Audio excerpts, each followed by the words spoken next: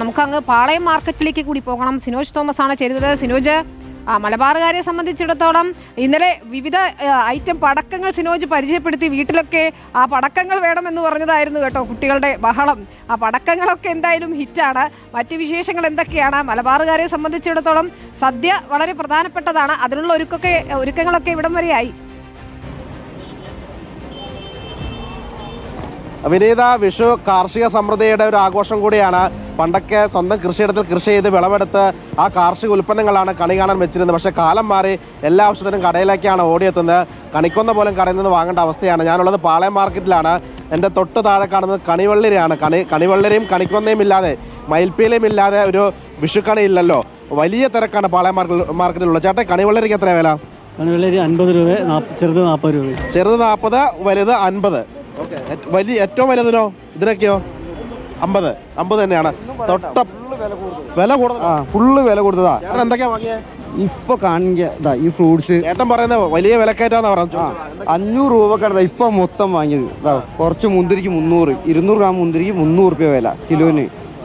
വിലക്കയറ്റുണ്ടെന്ന് സാധനം വാങ്ങി ചേട്ടൻ ഒരു പരാതി ഇതിനിടയ്ക്ക് പറഞ്ഞതാണ്. നമുക്ക് കണിക്കൊന്നയും കൂടെ കാണാം. ചേട്ടാ, കണിക്കൊന്നയ്ക്ക് എത്രയാ?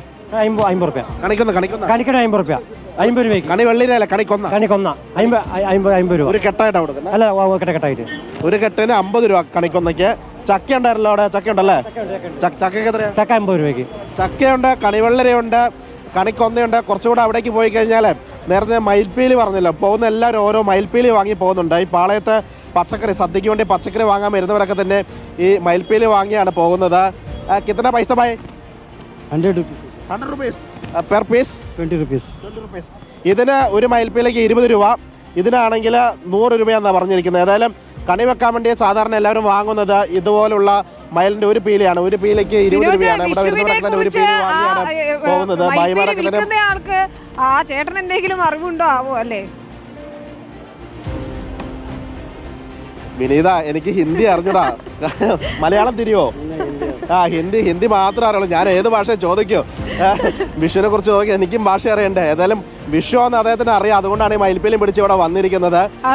മയിൽപ്പീലി കച്ചവടം തകൃതിയാണ് നടക്കുന്നത്. ഇവിടേക്ക് അകത്തോട്ട് നോക്കിയാൽ കാണാം പാളയത്തിന്റെ തിരക്ക് കാണുന്നുണ്ടെങ്കിൽ ഈ വൈഡ് വിഷുവിനെ നോക്കിയാൽ മനസ്സിലാവും.